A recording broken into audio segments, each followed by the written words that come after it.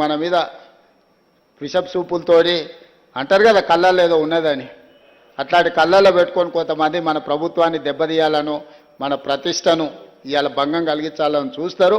కేంద్ర ప్రభుత్వానికి కూడా తెలంగాణ మోడల్ తప్పలేదు. తెలంగాణ మోడలే ఈరోజు కేంద్ర ప్రభుత్వం తీసుకోవాల్సి వచ్చింది. తెలంగాణని ఈ దేశానికి రోల్ మోడల్ అని చెప్పి నేను చెప్పదలుచుకున్నా. అందులో మీరే భాగస్వామి. రేపు వచ్చే మన గిగ్ వర్కర్స్ పాలసీ ఈ దేశానికే రోల్ మోడల్ అవుతుందని నేను చెప్పదలుచుకున్నా.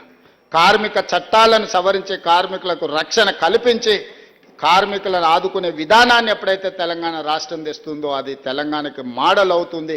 కేటగరైజేషన్లో మనమే నెంబర్ 1, కులగణలో మనమే నెంబర్ 1, గిగ్ వర్కర్స్ పాలసీలో మనమే నెంబర్ 1, ఆర్టీసీ బిడ్డలకు ఉచిత బస్సులో మనమే నెంబర్ 1, ఈ రాష్ట్రంలో శాంతి భద్రతలను కాపాడడంలో దేశంలోనే మనమే నెంబర్ 1, నిత్యావసర వస్తువుల ధరలను నియంత్రించడంలో మనమే నెంబర్ 1, నిరుద్యోగ సమస్యను పరిష్కరించడంలో మనమే నెంబర్ 1.